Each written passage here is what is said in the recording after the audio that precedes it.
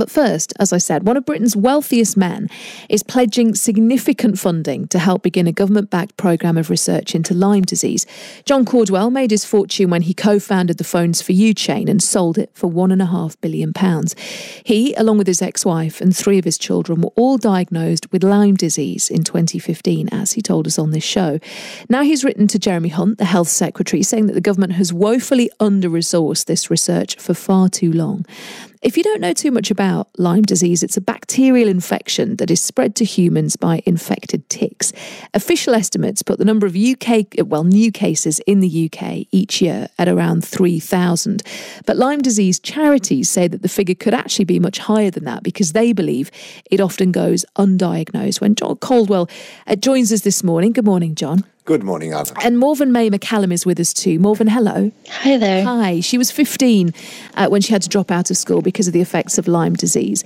Morven got an initial diagnosis of ME, but she and her mum were unconvinced, and they spent the next 4 years fighting to find out what was really wrong. Morven, we'll talk a lot more about your story, and as you say, the push that you really had to make to get the proper diagnosis. John, first of all, you've talked before on the programme about the real impact that this has had on you and on your family. This is very personal for you, isn't it? It is very personal, but my great concern is for people all over the UK like Morgan. I have the ability financially to find doctors all around the world that can help myself and my family, and we've done that very same thing. But unless you've got, in this country, and a lot of countries around the world, unless you've got substantial wealth, then you've got no chance of fighting this illness because the health service doesn't recognise it. Some time ago, I asked Jeremy Hunt, I went for a meeting, it was about 2 years ago now, just over 2 years ago, and I asked him to implement research into Lyme disease and absolutely specialise in Lyme disease and the co-infections to try and find out the cause, because the cause is not clearly just ticks, but to try and find out the cause and then to find the treatment that's appropriate to try and make people better and to improve their lives. He put into place a piece of research, but all the research actually says is that Lyme disease is a potentially debilitating illness and we need more research. So, we sort of got, yes, we got it on the radar. Yes, we got it accepted, and the NICE guidelines did the same sort of thing. But actually improving the lives of Lyme patients has not moved a single step further. The NHS still do not understand and accept chronic Lyme disease. I believe there's many, many, many illnesses that are caused by Lyme disease that go under the banner of another name. But whether I'm right or wrong or not in that doesn't matter. The simple fact is that the debilitating effects of Lyme disease are phenomenal. And you can do the clinical analysis of people's symptoms, and then you can do a Lyme disease test, and the two correlate. They don't, however, correlate in the UK. So the tests that you'll get for Lyme disease in the NHS will not necessarily show you've got Lyme disease, and we know without doubt there's a huge amount of false negatives from the NHS tests. And when you then look at the symptoms that this person has got, you say, well, it's almost certain that that's Lyme disease, but we can't prove it for sure because the pathological tests by the NHS say it's negative. You then do those pathological tests in another country, and we use Germany an awful lot, but it doesn't matter whether it's Germany or somewhere else, and you get a positive. So the positive test in another country gives you a Lyme disease diagnosis that matches entirely with the clinical symptoms. But the NHS then don't accept that test because they only accept tests that are done by the NHS. Let's take a couple of steps back, John, because there will be people undoubtedly who are hearing this morning who've never heard of Lyme disease before and they don't know what it does. So tell me about the impact it's had on your whole family, but on your son in particular. Well, the effects of Lyme disease are many, many, many and varying. And a lot of people call it the great imitator because it can imitate lots of other diseases and cause lots of problems. But if you look at my son in particular, he suddenly went from the most outgoing, and I don't say this lightly, he was the most outgoing lad I'd ever known. He used to get on stage and sing to 2,000 people, sing any of the current songs when he was only 9 years old.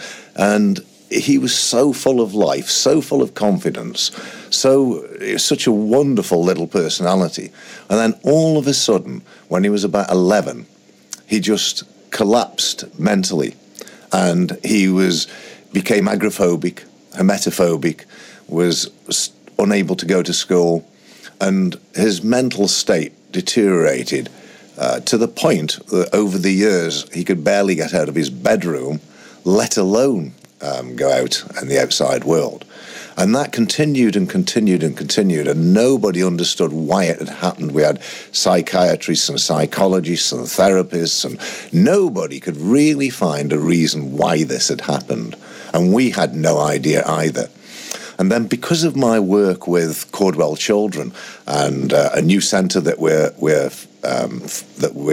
building, it's built now, that we're opening up in about 2 months' time, which is going to specialise in lots of illnesses, childhood illnesses, but in particular autism. Because of that work, I was interviewing doctors, and I got chatting to doctors about autism, and then somehow we got onto the subject of mental illness and so on, and eventually we made a connection between the potential for Rufus to have something that was physiologically causing his mental illness. So I asked these doctors to see him, and very, very quickly they came up with a diagnosis of Lyme disease. Now, that was my first exposure to Lyme disease. I'm not even sure before that I'd ever even heard the name of Lyme disease. And all of a sudden, it seemed to be at the absolute centre of my son's devastating illness for the previous 8 or 9 years. And so we then embarked on meeting doctors. We couldn't get any help from the health service because there wasn't any. There was nobody that recognised Lyme disease. The average GP in those days, 3 years ago, I don't think had even heard of Lyme disease. But if they had, they just dismissed it as pretty irrelevant. So we had to go to private doctors all around the world. And it was very, very difficult at this late stage where this Lyme disease had developed into a very, very long-standing chronic illness to find a solution. And we're still fighting that war now. But as a result of that, other members of my family had various symptoms that then seemed to fit into the Lyme disease pattern. So we started having other members of the family tested, and sure enough, many members of my family had got Lyme disease. And that really completely shocked me. And I put onto Facebook at one stage about this, and then got thousands of people following me and telling me their stories of how devastated their lives had been. And I started realising that it was not also just something that a tick had bitten a member of your family and they got Lyme disease. I started realising that there seemed to be lots of families out there that had got the Lyme disease within the family, and that made me think, well, is it only tick bites or is it others? And we could speculate on that all day long, and that's not the point of me coming onto this programme today, but I do think there's other methods of transmitting Lyme disease, and it may be mosquitoes, it may be other insects, it may be spiders. I don't know. All I know is that within my family, we could not identify that we'd all had a tick bite at all. In fact, I don't think any of us could identify a tick bite over the previous years. So it added to the mystery of it, but the devastating consequences of this illness are unbelievable because it ranges from, as in my son's case, mental illness, right the way through to hypothyroidism, gut problems, very severe swings of mood, depressions, migratory arthritis, heart trouble, and you've seen the famous rugby player that recently had his life changed dramatically by Lyme disease causing Lyme carditis. And the medical profession in general, the NHS medical profession, know nothing about this. And they probably even now disagree with me, but whether they agree or disagree doesn't matter. The simple fact is nobody is doing any proper research. The NHS are not adopting Lyme disease as a serious condition, and they're ignoring countless thousands of people whose lives are devastated and whose lives, without doubt, could be made a lot better, if not cured.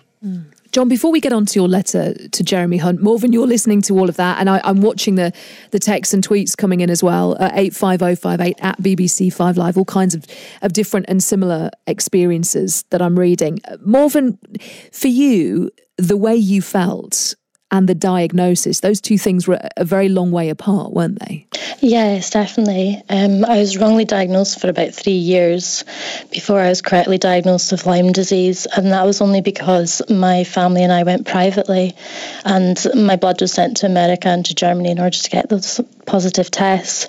But I was completely left without any help, any support, any treatment for 3 years, in which time this disease was just absolutely running rampant through my body. And what did it do to your life and the way that you lived it? Well, I became completely housebound at the age of 16. I had to discontinue my education, and it was incredibly debilitating. I had huge problems neurologically with my memory. I couldn't form sentences because I couldn't find words. I didn't have the mental ability to actually form sentences that were coherent. Physically, I became very, very weak. I was struggling to walk around the house. Very often I'd be completely bedbound and dependent on my family to care for me for very basic needs. So my life went from two extremes, from someone who's very, very outdoors and always out cycling or running. I did a lot of voluntary work with animals, to somebody who was completely and utterly housebound. And I mean, I can't express the levels of pain that this disease inflicts upon you, because it does just go through every single part of your body, through your muscles, your tissues, into your brain. It completely and utterly devours everything that makes you human. Linda has been in touch. She's tweeted, says, my daughter was diagnosed in a German lab. NHS offers no treatment. She suffers with no help. The testing in the UK will not recognise Lyme disease, which is something you touched on, John. This letter you've written to Jeremy Hunt, it is strongly worded. I picked one paragraph out. It says, people have been left out in the cold and abandoned by their health service. For this to be the situation in modern day Britain is utterly appalling. Yes, utterly appalling, because, people like Morven have had their lives destroyed by this illness. And do you know what's almost, I can't say even worse, but it's a tragedy, is that some doctors actually suggest that they're hypochondriacs and it's all in the mind. And these people are suffering the most devastating physiological and mental symptoms. It's a neurological disaster for some people, physiologically disastrous for most. Most people suffer from a huge amount of fatigue as well as all the other symptoms. And for the health service to not adopt this, and I suggested on television about 2 or 3 years ago a very, very simple way of starting to approach this, which would be to take a group of doctors within the NHS, maybe GPs, maybe 100 around the country, and really train them using Lyme literate doctors around the world to really educate them as to the symptoms and the consequences of Lyme disease and then the potential treatments. And those doctors then could start building a database of symptoms. They could match those symptoms with the NHS test, which in most cases would be negative, which demonstrates to me that without doubt the NHS tests are very falsely negative in a lot of cases. But also then to do the tests in Germany, which of course they won't like to do, but you've got to face reality. Our tests are not delivering the service for our ill patients. So do the tests in Germany and see what that says, and then do the recommended treatments, which starts getting into a difficult area because, a lot of the Lyme literate doctors don't actually. They all agree roughly with each other, but they've all got different protocols. But unless something of the power of the NHS starts databasing this and gaining empirical evidence as to which antibiotics or which treatments work on what type of symptoms, we'll never get anywhere, and we'll have thousands upon thousands of people suffering devastating loss of health. And it's not just those people. Lyme disease is on the increase. As we said right at the start, John, you've sent this letter, but you're also pledging money of your own towards this. How much are you prepared to put forward? I can't say how much I'm prepared to put forward because it depends what the government are prepared to do. I'm prepared to put a substantial amount to make it happen. That will be a negotiation. I'm only doing this with my own money because the government just won't do it with theirs. So when we say substantial, not necessarily specifics, are we talking 6 figures, 7 figures? Well, to make an impact on society and to not solve this problem, even to start to solve this problem, is going to cost many, many millions of pounds. And so I'm certainly willing to donate $1 million plus. Absolutely willing to do that. But that's a negotiation. I don't want to weaken my negotiation because the government are responsible for this. The NHS are responsible for it. I've already paid $250 million in taxes in the last few years. I don't feel I should have to do this. But the simple fact is, because of their neglect, because of government neglect and NHS, Department of Health neglect of these patients, I find myself in a situation where I have no option but to spend my money to try and make this happen. Is your money conditional on the government spending money? If they come back and say, look, we're not going to put any more into this, does that mean your donation goes away as well? Yes, it absolutely does, because I have to have their full backing in this. They have to buy into this because we need the power of the NHS. And if you look at what I've already said about appointing the GPs, that's a crucial part of this process to build up this empirical database. So the government have to take responsibility for the people's lives of Britain. And I will act as a catalyst to try and make that happen by lobbying for them to do it, but also putting my own cash in. I'm just looking, actually, a lot of the texts and the tweets, John, are people saying, I'm having to spend an awful lot of my own money into travelling, into getting treatment, any kind of treatment at all. It seems to have a huge personal cost to people. You said there you would be prepared to put in $1 million. How high would you potentially go on this? You said it would take many, many millions to sort this out. I can't answer that, Anna, because it depends on what the government are prepared to do and how much I believe that what they're doing will change the lives of Lyme patients.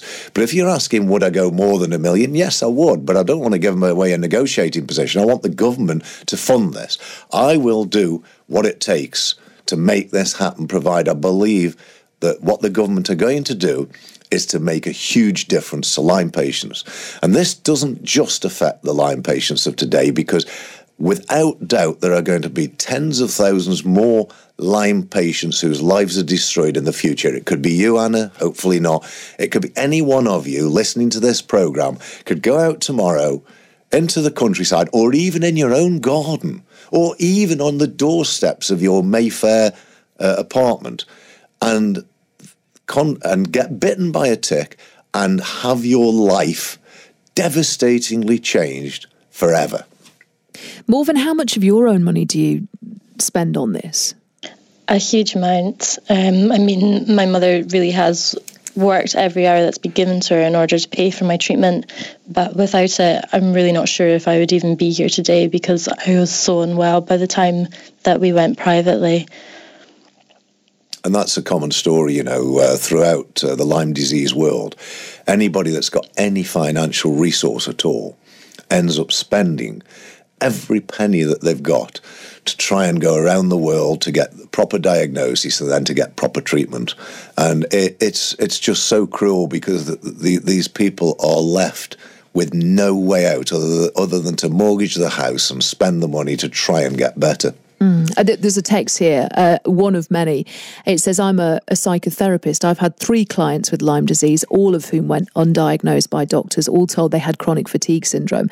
All have had to seek costly private treatment. Luckily, I was able to recognise it, as I had a friend who experienced similar. And there is a huge response to this, John, that there will be people, though, on the other side who say the NHS has a huge number of different priorities at the moment. If Lyme disease affects 3,000 a year, that's a relatively small amount compared to something like cancer. Why should the money be going there? Well, I think, and that's a good question, Anna, and it's a challenge that Jeremy Hunt put to me several years ago. But, the simple fact is that a lot of illnesses today, chronic illnesses that are destroying people's lives, get put down as other labels, not as Lyme disease. So I don't believe it's 3,000 for one moment. I believe it's tens of thousands. I believe that if we had correct Lyme testing and doctors that understood Lyme disease, that a lot of today's chronic illnesses would potentially be either associated to Lyme disease, partially caused by Lyme disease, or actually are Lyme disease. And so I believe the problem is way beyond what most people conceptualize it to be. And so, okay, I might be wrong, but I don't think so. And if I am right, a little bit of research, a few £1 million worth of research, will start the government on the path to finding this out. And if I am right, they'll save billions down the road in people whose lives are devastated, whose lives have been diagnosed as something else and where there's no treatment for, when maybe it was Lyme disease all along and the Lyme disease could have been diagnosed and then treated. So I think there is a financial equation here that works for the government whereby it will actually save the health service money. These people's lives will be returned to normal. They'll be able to work and generate taxes, and they won't be going in and out of hospital every 5 minutes seeing one specialist after another with one symptom after another and costing the health service billions of pounds in wasted money trying to look after people whose lives should have been made better by treating Lyme disease. So I do believe there is a financial equation for the government that will actually save the health service money in the long run. Certainly not in the first year or two, but in the long run. But in any event, it's the human suffering as well.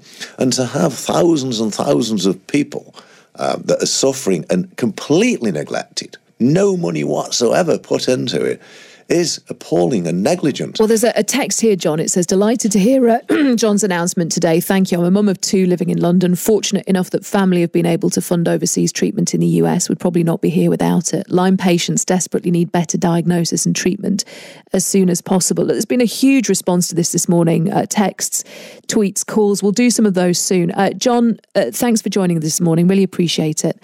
John Caudwell, and thanks Morven as well. Morven-May, MacCallum. Thank you, John. Thank you, Anna. Thanks, Morven.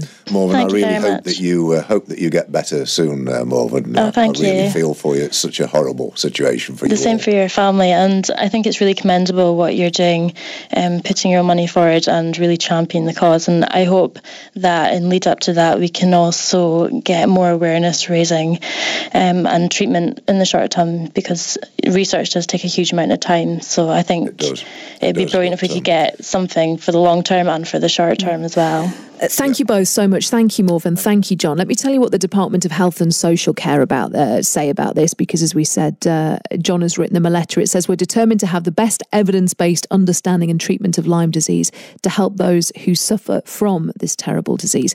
That's why we commissioned reviews of evidence on diagnosis, treatment and transmission of Lyme disease, which were published in December 2017. Public Health England regularly holds GP training days, and NICE recently published new guidelines for care to ensure people have prompt diagnosis and treatment. We'll reply to Mr. Caudwell's letter in due course. As I say, huge response to this. So do keep your thoughts coming, your experiences, and there seem to be a lot of them out there. 85058 on the text, or you can call as well, 08085 909 693. It's just gone 10:30.